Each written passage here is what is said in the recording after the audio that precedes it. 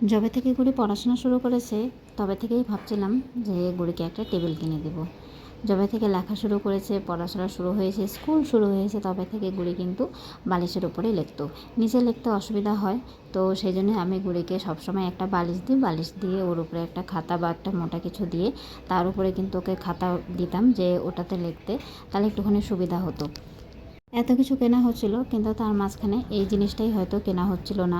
এই জিনিসটাই সবসময় বাদ হয়ে যাচ্ছিল যে না ঠিক আছে আজকে নিব কালকে নিব করে করে এই জিনিসটাই নেওয়া হচ্ছিল না। তো যাই হোক, অবশেষে দেখো আজকে এই জিনিসটা কিন্তু নেওয়া হয়েছে। আর এই জিনিসটা গিফট করেছে জ্যোতিকে আমাদের কাকিমণি আর জ্যোতিমনা, দুজনে মিলে কিন্তু গিফট করেছে গুড়িকে এই জিনিসটা। আর এই জিনিসটা পেয়ে গুড়ি কিন্তু খুব খুশি হয়েছে। খুব খুশিতে দেখো সকালে স্কুলে যাবে, স্কুলে যাওয়ার আগে লেখাগুলো দিছে, তো আমাকে বলছে যে না আজকে নতুন টেবিলের উপরে লিখবে। তো আমাকে কিন্তু গুড়ি বলছে যে বালিশের উপরে লেখা বলে ভালো হয় না, টেবিলের উপরে হ্যান্ডরাইটিং বলে অনেকটা সুন্দর হয়। গুড়ি কিন্তু সেটাই বলছিল। তো যাই হোক, গুড়ি কিন্তু খুব খুশি হয়েছে। আর সত্যিকারের কথা, জিনিসটা কিন্তু খুব প্রয়োজনও ছিল। তো থ্যাংক ইউ আমাদের জ্যোতিমনাকে আর কাকিমণিকে। তো যাই হোক, এই যে দেখো তারপরে গুড়িকে কিন্তু স্কুল নিয়ে যাব। তো স্কুলে যাওয়ার জন্য কিন্তু গুড়িকে লুচি আর এদিকে আলু ভাজা করে দিয়েছিলাম। গুড়ি লুচিটা খেতে ভালোবাসে, মাঝে মাঝে পরোটাও কিন্তু করে দিই। আর এখানে দেখো কালকে রুটি ছিল, তো ওই রুটি দিয়ে এখন আমি একটু চাটা খেয়ে নেব। এখন কিছু খাওয়ার কথা ভাবলেই আমার আগে মাথাটা ঘুরে যায়। কেন কি আজকে এক সপ্তাহের উপরে হয়ে গেল দাঁতটাতে এত পরিমাণে ব্যথা, মানে কি বলবো। কিছু খাওয়ার কথা ভাবলেই মনে হচ্ছে যে না এবার তো আরও বেশি কষ্ট হবে। কথা বলতে হয়তো একটু কষ্ট হয়, কিন্তু তার থেকেও বেশি কষ্ট হয় যখন কিছু খাই। সামান্য একটু জলটা খেলেও কিন্তু আমার এতটাই কিন্তু কষ্ট হয়। মানে কয়েকদিন তো এরকম মনে হচ্ছে যে না, মানে খাওয়ার যখনই মুখে দিচ্ছে এরকম মনে হচ্ছে যে না কান্না পেয়ে যাচ্ছে, এত ব্যথা করছে। ব্যথাটা কিন্তু পোকা দাঁতের জন্য না, যে না পোকা তার জন্য হয়তো ব্যথাটা হচ্ছে এই জন্যে কি আক্কেল দাঁত আমি জানি না মানুষের কয়টা উঠে বা কী, কিন্তু আমার আক্কেল দাঁতের মানে এরকম পজিশন, গালের মধ্যে কিন্তু আমার দাঁতগুলো এখন উঠে গেছে। মানে মাড়িতে কিন্তু আমার আর জায়গা নেই যে না দাঁত উঠবে। তো এখন আমার কিন্তু গালের সাইড দিয়ে কিন্তু দাঁতগুলো বেরোচ্ছে। আর দাঁতগুলো যখন উঠছে মানে সাইডগুলো এরকম করে ফাঁকা হয়ে যাচ্ছে। আর মানে কি বলবো, এত মানে পরিমাণের ব্যথা, সেটাকে আর ভাষায় বলা যাবে না যে না এত পরিমাণে ব্যথা। তো যাই হোক, অনেক কষ্ট করে কিন্তু খাচ্ছি। আর ওষুধ আমি খেতে পারি না, এটা হচ্ছে এক নম্বর কথা। মানে এত ব্যথাতে কষ্ট পাচ্ছি, তাও হয়তো আমার কাছে এটা অনেকটা ভালো, কিন্তু তারপরেও কিন্তু আমি ওষুধটা খেতে পারছি না। এর জন্যে কিন্তু বাড়িতে আমি অনেক বকাও খাচ্ছি যে না ওষুধ খেলেই তো হয়, বা ওষুধ খেলে একটুখানি আরাম পাওয়া যায়, কিন্তু সবটাই বুঝতে পারছি কিন্তু তারপরে ওষুধটা খেতে পারছি না।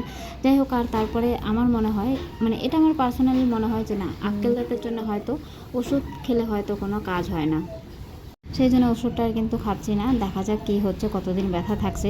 এই ব্যথাটা কিন্তু আমার প্রায়ই হয়। মানে এই ব্যথা হলো 1 সপ্তাহ 10 দিন থাকলো, আবার হয়তো 10-15 দিন হয়তো ব্যথাটা বন্ধ থাকলো, আবার হয়তো কিছুদিন পরে হয়তো ব্যথাটা শুরু হয়। তো এরকম করেই কিন্তু ব্যথার সাথে সাথে চলছে। তো যাই হোক, দেখো সব কাজ কমপ্লিট করে ধমাধম করে বেরিয়ে পড়েছি। আজকে কিন্তু অনেকটাই লেট হয়ে গেছে। আর বাড়ি থেকে বেরিয়ে কিন্তু দেখছি আজকে অনেকটাই জ্যাম আছে। সাধারণত আমাদের রাস্তায় কিন্তু এরকম ভিড় খুব একটা দেখা যায় না। অকেশন পারপাসে বা হয়তো পুজো বা কোনো বিশেষ দরকারে কিন্তু এরকম ভিড় দেখা যায়। আর এখনও কিন্তু একটা বিশেষ দরকার আছে, সেটা হচ্ছে সামনেই হচ্ছে ভোটের জন্যই কিন্তু এতটা ভিড় কিন্তু রাস্তার মধ্যে। তো যাই হোক, দেখো আজকে কিন্তু সবার ছুটি হয়ে গেছে, গুড়ি কিন্তু সবার লেট। তো সবার লেটে কিন্তু গুড়িকে নিয়ে কিন্তু আমি যে ফিরছি, আর গুড়ি কিন্তু আমাকে বলছে যে না আজকে কী হয়েছে। তো সেগুলোই সব ওর কাছে গল্প শুনছিলাম, শুনতে শুনতে বেরোলাম।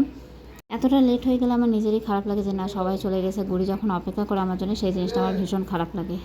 তো যাই হোক, দেরি হয়ে গেছে, আর কিছু করার নেই। আর আজকে দেখো যখন আসলাম তখনও কিন্তু প্রচুর পরিমাণে ভিড়, আর এখনও দেখো প্রচুর পরিমাণে ভিড়। মানে আমি যে একটা টোটো পাবো সেরকম কিন্তু কোনো পজিশন নেই যে না টোটো পাবো। তো যাই হোক, অবশেষে কিন্তু অনেকক্ষণ দাঁড়িয়ে থাকার পরে চেনা জানা একটা টোটো কাকুকে দেখতে পেলাম। তারপরে কিন্তু সেই নিয়ে আসলো। তারপরে বাড়িতে এসে একটু খাওয়া দাওয়া করে ফ্রেশ হয়ে তারপরে যে এখন গুড়িকে নিয়ে যাচ্ছি টিউশনে। তো সত্যি কথা বলতে আজকে টোটোটা পেতে আমার যতটা অসুবিধা হলো, মানে এরকম অসুবিধা হয়তো বুড়িকে যতদিন স্কুলে দিয়েছি ততদিনের মধ্যে কিন্তু একদিনও হয়নি। হ্যাঁ, মাঝে মাঝে হয়তো টোটোতে একটুখানি সমস্যা হয়, টোটো পাওয়া যায় না, কিন্তু একটু দাঁড়িয়ে থাকলেই কিন্তু টোটো আরামসে পাওয়া যায়। আর গুড়ির স্কুল যেহেতু বাড়ি থেকে খুব একটা বেশি দূরে না, তার জন্য কিন্তু অ্যাভেলেবেল টোটো পাওয়া যায়। তো যাই হোক, অবশেষে এই যে এখন গুড়িকে নিয়ে টিউশনে যাব।